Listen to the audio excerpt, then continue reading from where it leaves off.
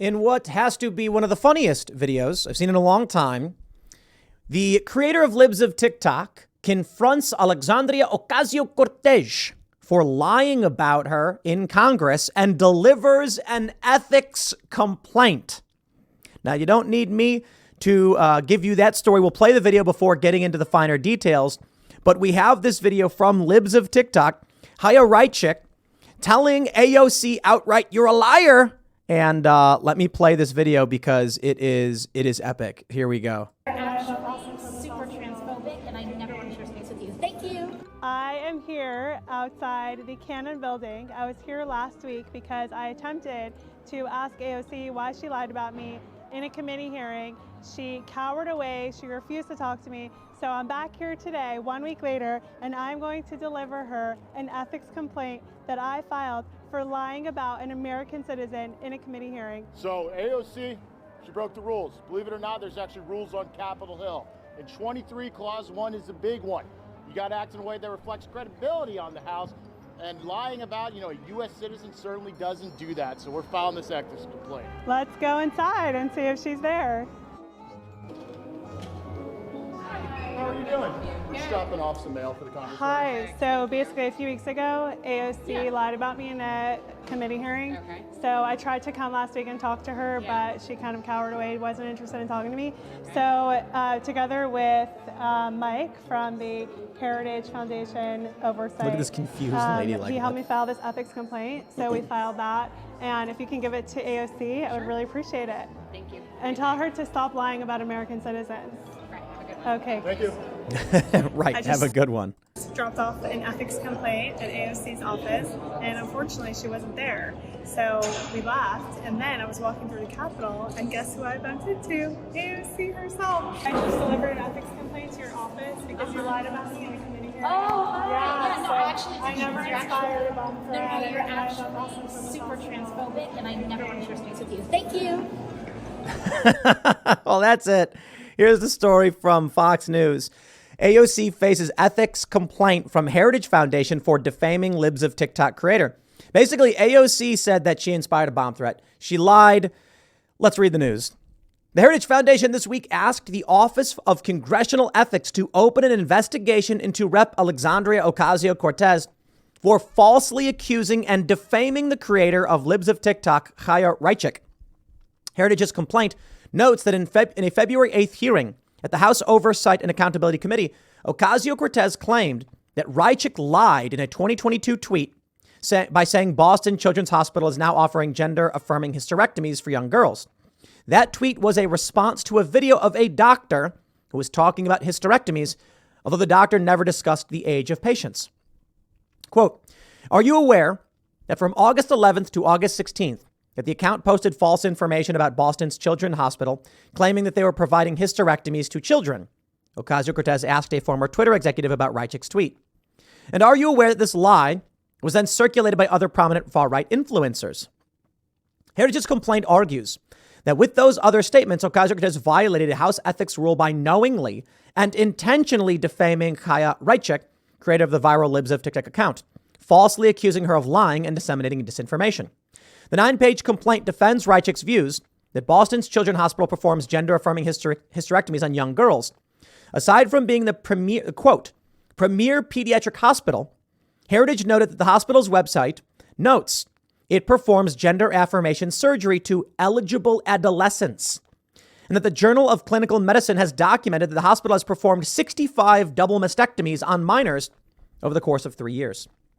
Other material collected by Heritage shows that gender affirmation surgery has been performed on patients as young as 15.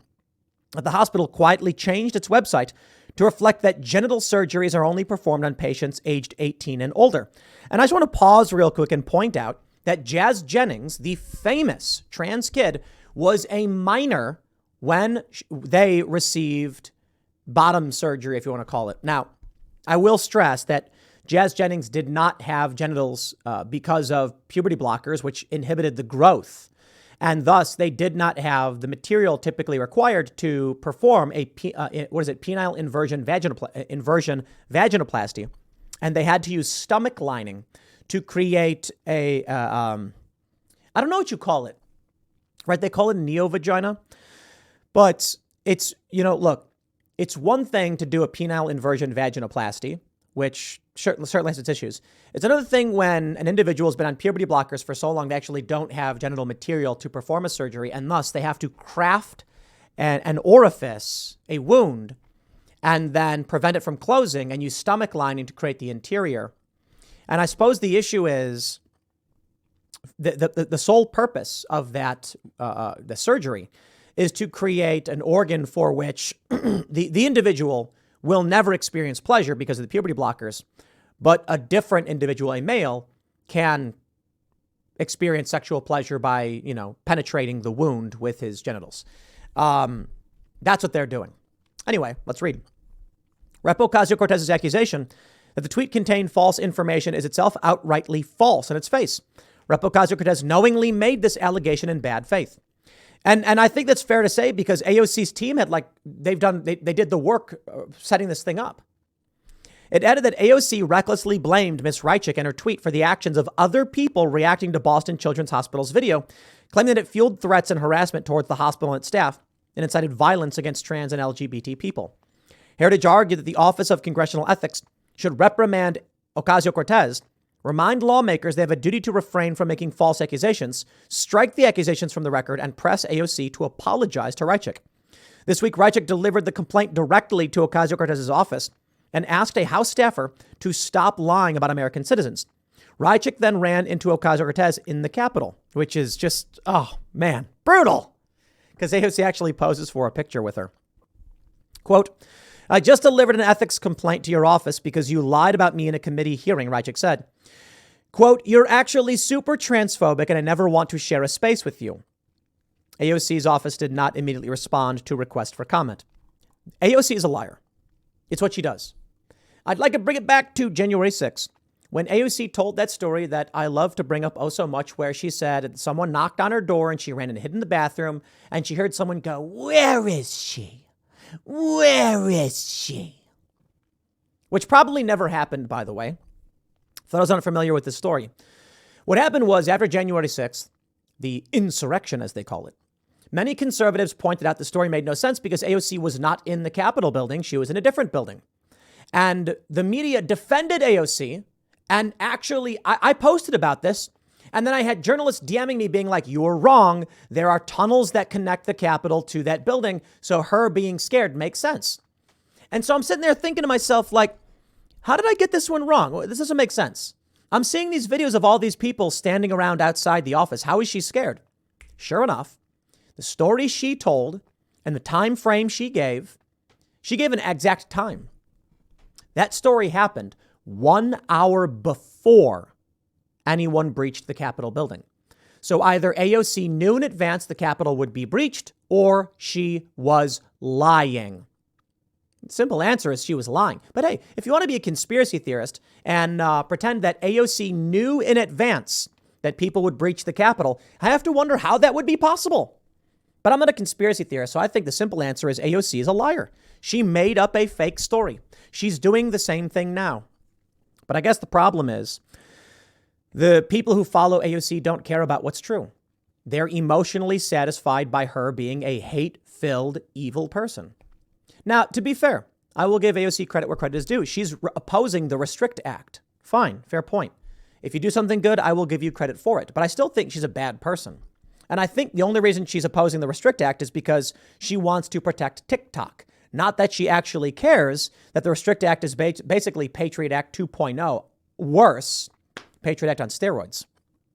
If you follow someone like AOC, you will be misinformed and, as they say, malinformed. Because AOC takes things that are true and then twists them to confuse you. And so you end up believing something that is false. For instance, what you see often with the left is like, oh, here's an example. In the context of Moody's Analytics, they predicted that Donald Trump would win with a landslide.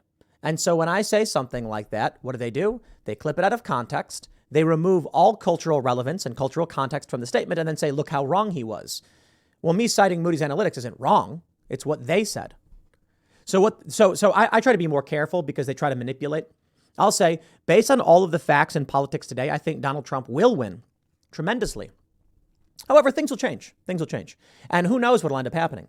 But this is what they do. It is a true statement that I said today. I think Trump will win. But I also recognize that there are many variables that will change over the next 2 years, which could result in a Trump loss. They'll cut out that last part, only show the first part and say, haha, you were wrong. No, I'm not wrong. I'm completely right. Right now, based on the crumbling economy and the polls, it shows Trump would win, period. But who knows what will happen in the next several months? Therein lies the point. Anyway, the simple story here is AOC is a liar. I think this is really fantastic to deliver this ethics complaint, so bravo. And I'll leave it there. Next segment's coming up at 6 p.m. on this channel. Thanks for hanging out, and I'll see you all then.